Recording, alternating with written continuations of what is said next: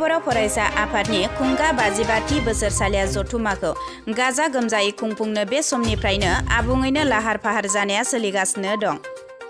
उदालगुरि जिल्ला रौतानि बड'लेण्ड फोथाराव फैगौ 26, 27, 28 आरो 29 जानुवारियाव गाजा गोमजायै खुंफुंगोन मिरु एबसुनि खुंगा 52थि बोसोरसालिया जथुमाखौ। बे नोजोरजोंनो बानजाय आफाद आरो दालाय आफादनि मोनफ्रोमबो बिथिङाव खामानि मावनाया दासान्दि गोख्रों सोलिगासिनो। मिरु एबसुनि बोसोरसालिया जथुमाखौ मेहेर गोनांसिन खालामनो थाखाय बे समाव बर' हारिजों लोगोसे गुबुन गुबुन हारि हारिमु जेरै मोसानाय, दामनाय देनाय सोलिनाया सोलिगासिनो दं।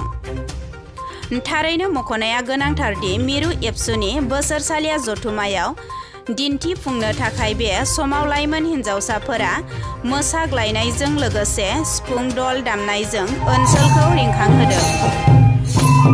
बे मोसानाय सोलिनायनि सायाव बिबानगिरिया मा फोरमायदों फै मिन्थिना लानि।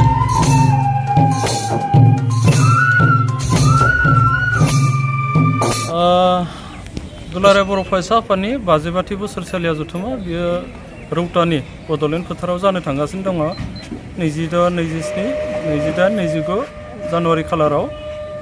दा बेखायनो जोंहा बानजाय आफादनिफ्राय हारिमु दालाय आफादा साखाफारा खालामगासिनो दङ हारिमु बिथिङै। दा बे हारिमु दालाय आफादनिनो दिनै गासै 200सो जोंहा मोसाखावरि बिथांमोनखौ लानानै जा साखाफारा जागासिनो दङ फोरोंनाय जा हारिमु दिन्थिफुंनायनि थाखाय जथुमाखौ मोजाङै मोजां हारिमु बिथिङै दिन्थिफुंनो थाखाय आरो गाब गोनाङै दिन्थिफुंनो थाखाय। माबोरैहाय जेनेबा मा दङ बेवहाय?